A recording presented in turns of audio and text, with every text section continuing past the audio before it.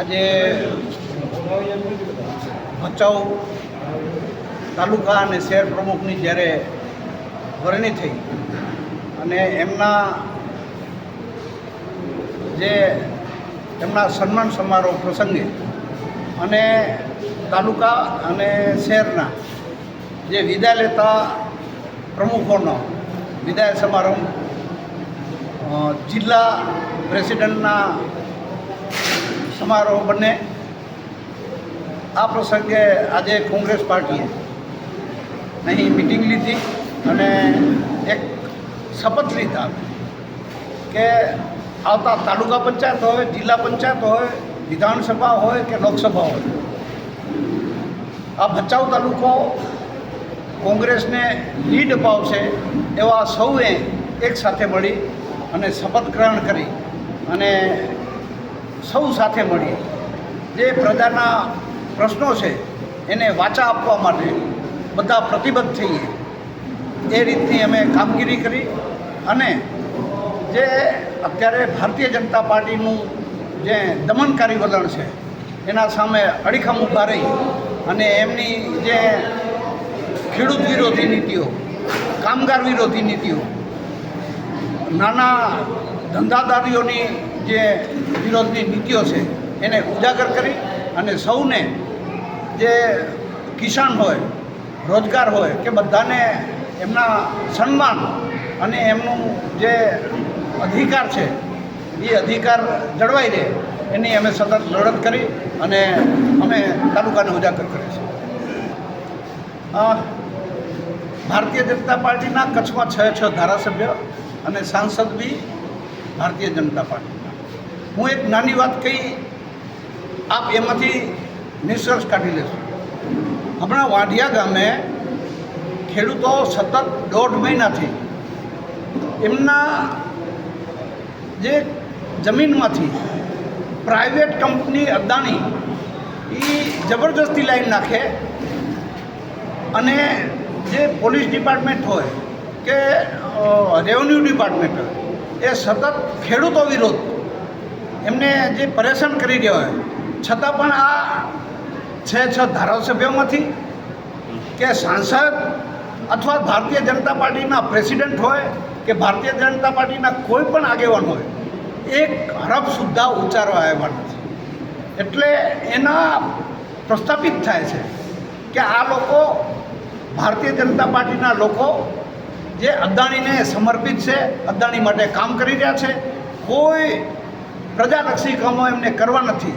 અદાણી માટે કામ એટલા માટે કરી રહ્યા છે કે અદાણી એમને મલાઈ આપે છે, એમને મલાઈ જે મળે એમાં એમને સંતોષ છે અને એ મલાઈનું આ દમનકારી વલણ અપનાવી અને ખેડૂતોને ખસેડવાનું કામ આ ભારતીય જનતા પાર્ટી કરી રહી છે. આજે ભચાઉ મધ્યે ભચાઉ તાલુકા કોંગ્રેસ અને ભચાઉ શહેર કોંગ્રેસ જે નવનિયુક્તિ થઈ છે એના સન્માન માટેનો કાર્યક્રમ હતો.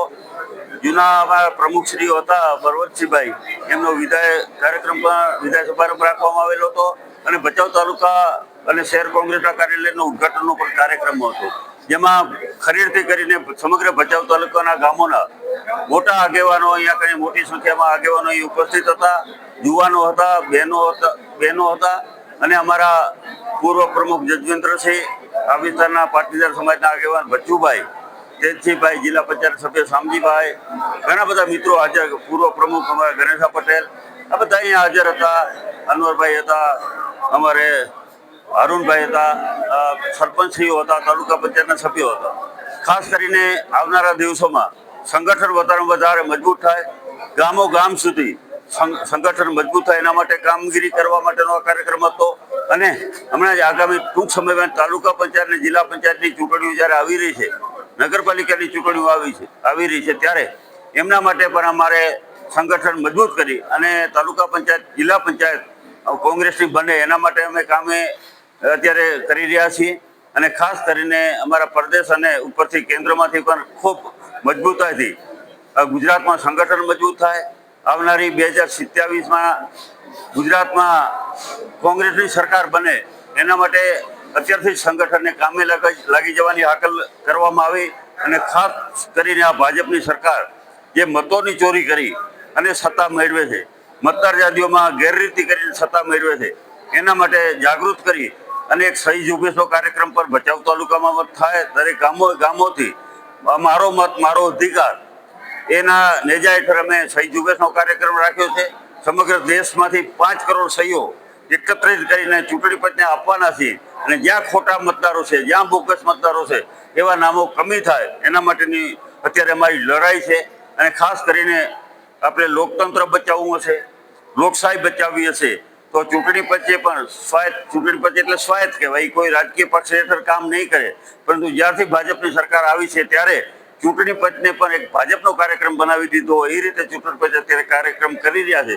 તો જો આપણે લોકશાહી બચાવવાની હશે તો સાચા મતદારો જેમનો અધિકાર છે તો એના મતોથી સરકાર બને એના માટેનો જે અમારી આ પક્ષનો કાર્યક્રમ હતો. અને આવનારા દિવસોમાં પણ અનેક કાર્યક્રમો છે. એનાથી પણ અમે આજે હોદ્દેદારોને, આગેવાનોને, કાર્યકરોને માર્ગદર્શન આપ્યું.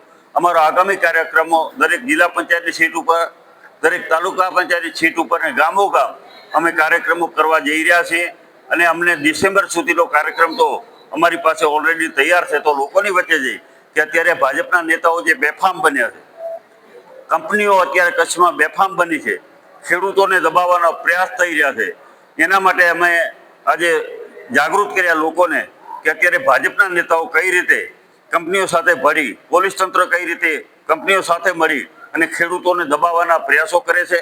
જે પણ કામો થાય છે, લાઈનો પસાર કરવાના, એના કોન્ટ્રાક્ટરો પણ ભાજપના નેતાઓ રાખે છે, એમના મળતિયાઓ રાખે છે. એટલા માટેથી ખેડૂતોને ન્યાય મળે. અત્યારે યુવાનો દિવસા દિવસ એને બેરોજગારીની સંખ્યા વધતી જાય છે, પેપરો લીક થાય છે, આવી અનેક સમસ્યાઓ છે આપણા કચ્છમાં. અને મોંઘવારી પણ વાજા મૂકી છે. દિવસા દિવસ અત્યારે મોંઘવારી વધતી જાય છે. ત્યારે અત્યારે આ સરકારને અમે બદલવાનો સમય આવી ગયો છે. કારણ કે 25 વર્ષ થયા એટલે એમનું અભિમાન, એમનો અહંકાર, તો આવા અહંકારીને અભિમાન લોકોને આપણે હટાવવા માટે થઈ અને એના ભાગરૂપે અત્યારે લોકોને અમે જે જાગૃત કરી કે આ સરકાર છે એ ગરીબ વિરોધી સરકાર છે. આ સરકાર છે માત્ર ને માત્ર ઉદ્યોગપતિઓ, પૂંજીપતિઓ માટે કામ કરે છે. એને હટાવવા માટે જે બંધારણનું પણ ઉલ્લંઘન કરે છે. ડૉક્ટર બાબા સાહેબ આંબેડકરે આપણને જે બંધારણ આપ્યું છે એ બંધારણનું ક્યાંક ને ક્યાંક આ લોકો એને નુકસાન પહોંચાડી રહ્યા છે. એટલા માટે બંધારણ જે આપણને અધિકારો આપ્યા છે એ અધિકારોની રૂએ લોકતંત્ર બચી રહે એના માટે અમે કામ કરી રહ્યા છીએ. અને આવનારા દિવસોમાં અમારો સંદેશો લઈ ગામ સુધી જવાના છે. આજ મોટી સંખ્યામાં ખરીદથી કરી અને ભચાઉ તાલુકાના દરેક ગામોના આગેવાનો અહીંયા ઉપસ્થિત રહ્યા, સરપંચો ઉપસ્થિત રહ્યા, તાલુકા પંચાયતના સભ્યો ઉપસ્થિત રહ્યા. અને ખૂબ અત્યારે જોમ અને જુસ્સો છે. અને બધાએ નક્કી કર્યું છે કે આવનારા દિવસોમાં અમે તાલુકા પંચાયત અને જિલ્લા પંચાયત માટે કામ કરીશું. આવો બળવંતસિંહભાઈ, તમે પણ અમારા બળવંતસિંહભાઈ છે તાલુકા પંચાયતના પૂર્વ અત્યારે પ્રમુખ, એમનો પણ વિદાય માન અમે સન્માન કર્યું. અને એમને પણ ખૂબ કામ અત્યારે તાલુકામાં કરેલું હતું. 7 વર્ષથી અમારા પ્રમુખ હતા અને સતત એમના સમાજના જ લોકો સામે હતા ગઈ વિધાનસભામાં, છતાં પણ કોંગ્રેસની સાથે રહી અને જે